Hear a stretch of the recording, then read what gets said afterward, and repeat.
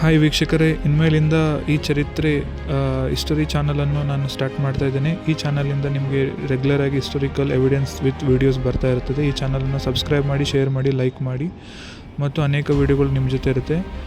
ಪ್ರಿಯ ಸ್ನೇಹಿತರೆ, ನಾವು ಇವತ್ತು ಬೆತ್ಲೆಹೇಮ್ ಎಂಬ ಸ್ಥಳದ ಬಗ್ಗೆ ನಾವು ನೋಡೋಕ್ಕೆ ಹೋಗ್ತಾ ಇದ್ವಿ. ಈ ಬೆತ್ಲೆಹೇಮ್ ಎಂಬ ಸ್ಥಳವು ತುಂಬ ಪವಿತ್ರವುಳ್ಳದು. ಕ್ರೈಸ್ತರಿಗೆ, ಯಹೂದಿಗಳಿಗೆ ಹಾಗೂ ಗ್ರೀಕರಿಗೆ, ಅನೇಕ ವಿಧವಾದಂಥ ಮುಸ್ಲಿಮ್ಸ್ ಅವರಿಗೆ ತುಂಬ ಪವಿತ್ರವಾದ ಸ್ಥಳವಾಗಿದೆ. ಈ ಬೆತ್ಲೆಹೇಮ್ನಲ್ಲಿ ಯೇಸು ಜನನವೂ ಆಗಿದೆ. ಈ ಬೆತ್ಲೆಹೇಮಿನಿಂದಲೇ ಯೇಸು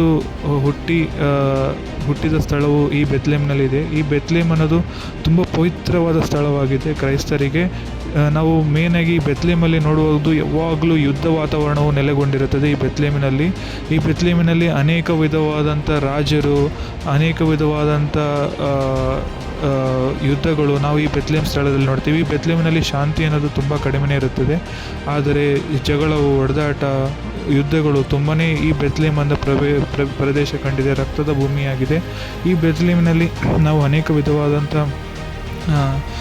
ವಿಧವಾದಂಥ ಮತಗಳು ನೋಡ್ತೀವಿ. ಈ ಬೆತ್ಲೆಹೇಮಿನಲ್ಲಿ ತುಂಬ ಪವಿತ್ರವಾದಂಥ ಮತ ಎಂದರೆ ಯಹೂದಿಗಳ ಮತ ಹಾಗೂ ಕ್ರೈಸ್ತರ ಮತಗಳು ಹಾಗೂ ಮುಸ್ಲಿಮ್ಸರ ಮತ, ಮೂರು ಮತಗಳಿಗೆ ತುಂಬ ಪವಿತ್ರವಾದ ಸ್ಥಳವಾಗಿದೆ. ಈ ಬೆತ್ಲೆಹೇಮಿನಲ್ಲಿ ನಾವು ನೋಡುವಾಗ ಕ್ರೈಸ್ತರು ಆಚರಣೆಯು ತುಂಬ ಪವಿತ್ರವಾಗಿ ಆಚರಿಸ್ತದೆ. ಈ ಬೆತ್ಲೆಹೇಮ್ ಟೂರಿಸಮ್ಗೆ ಆದರೆ ಈ ಬೆತ್ಲೆಹೇಮ್ ಟೂರಿಸಮ್ ಮೇಲೆ ತುಂಬ ಡಿಪೆಂಡೆಂಟ್ ಆಗಿದೆ. ಇದರ GDP ಮತ್ತು ತುಂಬ ಟೂರಿಸಮ್ ಮೇಲೆ ಡಿಪೆಂಡೆಂಟ್ ಆಗಿದೆ. ಈ ಬೆತ್ಲೆಹೇಮ್ನಿಗೆ ಸ್ವಾತಂತ್ರ್ಯವು 1948ರಲ್ಲಿ ಇಸ್ರಾಯೇಲ್ ತಗೊಂಡಿದೆ. ಈ ಬೆತ್ಲೆಹೇಮ್ ತುಂಬ ಪ್ರಾಮುಖ್ಯವಾದಂಥ ಸ್ಥಳವಾಗಿದೆ. ಈ ಬೆತ್ಲೆಹೇಮನ್ನು ನೋಡುವಕ್ಕೆ ಕೆರೂಬಿಯರು, ಸೆರಾಫಿಯರು, ಅನೇಕ ವಿಧವಾದಂಥ ಶ್ರೀಮಂತವಾದ ವ್ಯಕ್ತಿಗಳು, ಯೇಸುವನ್ನು ನೋಡುವಕ್ಕೆ ಅನೇಕ ವಿಧವಾದಂಥ ವ್ಯಕ್ತಿಗಳು ಈ ಬೆತ್ಲೆಹೇಮ್ಗೆ ಒಂದು ನಕ್ಷತ್ರದ ಸೂಚನೆ ಮಾರ್ಗವನ್ನು ಎಣಿಸ್ಕೊಂಡು ಬರ್ತಾರೆ. ಆ ನಕ್ಷತ್ರವು ಭೂಮಿಯಿಂದ 3 ಲಕ್ಷದಿಂದ 4 ಲಕ್ಷ ಕಿಲೋಮೀಟರ್ ದೂರದಲ್ಲಿದೆ.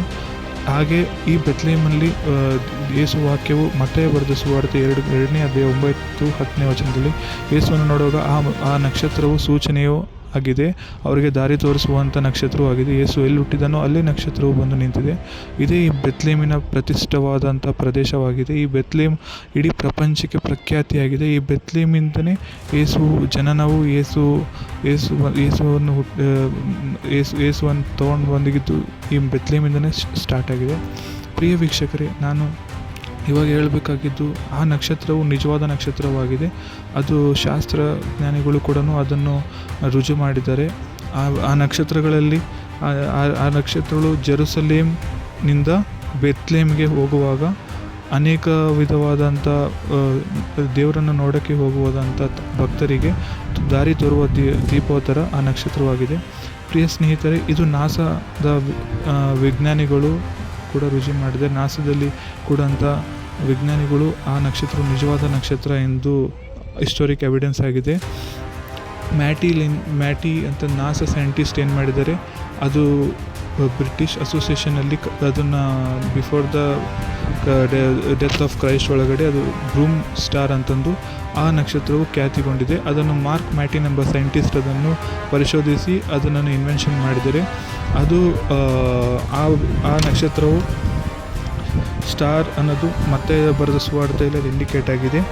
ಅದು ಆಪ್ಟಿಕಲ್ ಇಲ್ಯೂಷನ್ ಇನ್ ನೇಚರಿಂದ ಅದು ಸೃಷ್ಟಿಸಲ್ಪಟ್ಟಿದೆ. ಅದು ಸ್ಯಾಟರ್ನ್ ಮತ್ತು ಜುಪಿಟರ್ ಎಂಬ 2 ಗ್ರಹಮಂಡಲಗಳನ್ನು ಆ ಗ್ರಹಗಳು ಕಲ್ಯೂಷನ್ ಆದಾಗ ಆ ಮ್ಯಾಸಿವ್ ಎಂಬ ನಕ್ಷತ್ರ ಹುಟ್ಟಿದೆ. ಅದು 7ನೇ ಕ್ರಿಸ್ತ ಪೂರ್ವದಲ್ಲಿ ಜುಪಿಟರ್ ಮತ್ತು ಸ್ಯಾಟರ್ನ್ ಕೊಲ್ಯೂಷನ್ ಇಂದ ಕ್ಯಾಪ್ಸಲ್ ಥಿಯರಿ ಆಗಿದೆ. ಇದು ಇವತ್ತಿನ ಈ ವಿಡಿಯೋ ಇಷ್ಟ ಆಗಿದ್ರೆ ಲೈಕ್ ಮಾಡಿ. ಹಾಗೆ ಬೆತ್ಲೆಹೇಮ್ನಲ್ಲಿ ತುಂಬಾ ವೆಸ್ಟ್ ಬ್ಯಾಂಕ್ ಆಗಲಿ ಅನೇಕ ವಿಧವಾದಂಥ ವಿಡಿಯೋಗಳು ಇನ್ನು ಮುಂದೆ ನಿಮಗೆ ಡೇ ಬೈ ಡೇ ನಿಮ್ಮ ಮುಂದೆ ಚರಿತ್ರೆಗಳು ಬರ್ತಾ